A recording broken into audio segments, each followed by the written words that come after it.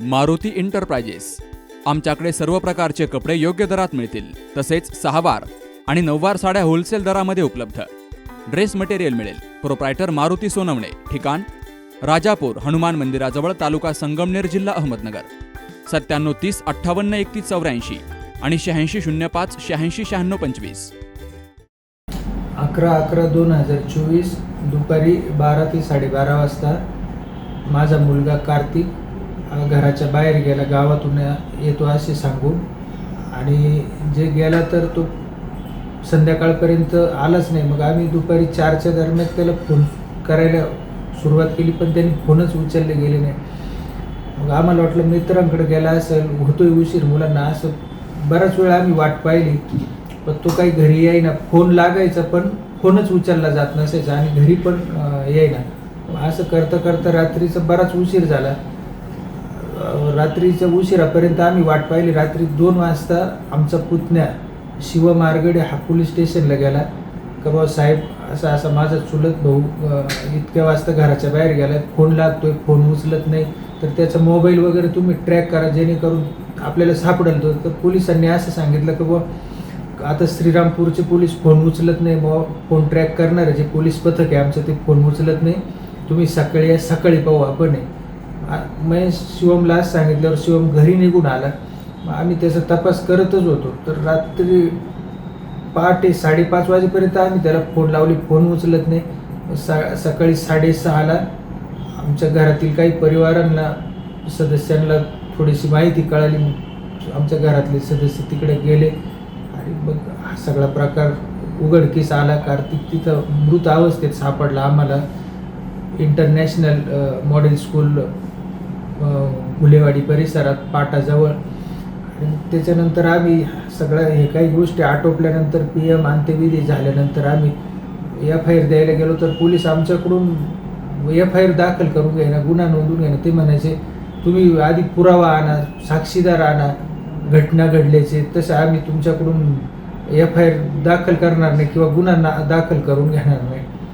तर मग याच्यात आमचे 2-4 दिवस गेले आणि मग काही कार्तिकचे मित्र घरी येऊन सांगायला लागले का बा जी काही मुलं कार्तिकला त्रास देत होते, हाणमार करीत होते याच्या पाठीमागं, तर त्या मुलांनी आम्हाला नावं सांगितले। मग त्या मुलांना घेऊन आम्ही पोलीस स्टेशनला गेलो आणि मग त्याच्यावर 2 दिवसांनी पोलिसांनी गुन्हा नोंदवून घेतला आणि ज्या मुलांनी साक्ष दिली त्या मुलांच्या सुद्धा घरी जाऊन या आरोपी मुलांनी दमदाटी सुरू केली। हे आम्ही पोलिसांना सांगितलं, पण तरी पोलिसांनी याचं जास्त गांभीर्य लक्षात घेतलं नाही। फक्त म्हणजे तुम्ही त्यांच्या नावाने एक NC देऊन ठेवा साक्षीदार मुलांच्या नावाने, मग पाहू असं करू तसं करू। त्यांची बी NC देऊन ठेवली, तरी पोलिसांनी गांभीर्याने लक्ष दिलं नाही। आणि आज 6 आरोपी, एकूण 6 आरोपी आहे, तर त्याच्यातली फक्त 2 मुलं अटक केलेली आहे। आणि मंगेश गायकवाड म्हणून एक मुलगा जो आरोपी आहे तो आजही फरार आहे। पोलीस म्हणतात सापडत नाही, काम चालू आहे, आम्हाला काही तेवढंच काम आहे का तुमच्या एकट्याच्याच? अशा रोज किती काही घटना घडत राहते, आम्ही काय पाहायचं। जी पडवळ मॅडम म्हणून तपास अधिकारी आहे ती माझ्याशी अगदी उद्धटपणे आरेरेवीच्या भाषेत माझ्याशी बोलती।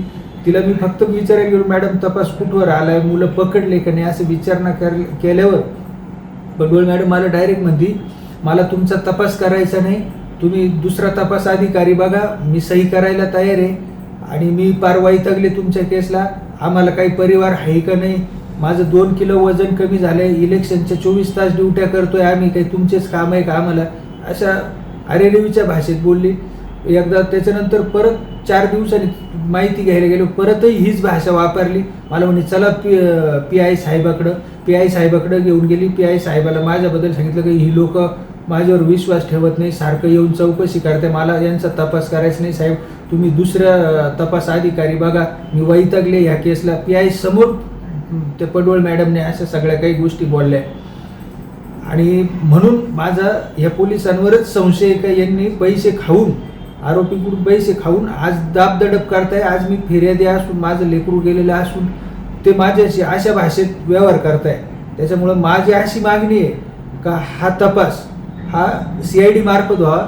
ही पडवळ मॅडम असतील किंवा इथले PI असतील देशमुख साहेब, यांच्यावरती माझा विश्वास, कुठल्याच प्रकारचा विश्वास राहिला नाही। म्हणून अशी माझी मागणी आहे का हा तपास CID पोलिसांनी करावा आणि आत्ताचे जे काही समजा आमच्या तालुक्याचे आमदार यांनी याच्यात लक्ष घालावं आणि मला मदत करावा आणि मला आणि माझ्या दाद्याला न्याय मिळवून द्यावा ही माझी विनंती आहे. काल आमच्या किटी पार्टीमध्ये मैत्रिणी विचारत होत्या, फर्निचरसाठी तुझा चॉईस समर्थ फर्निचरच का?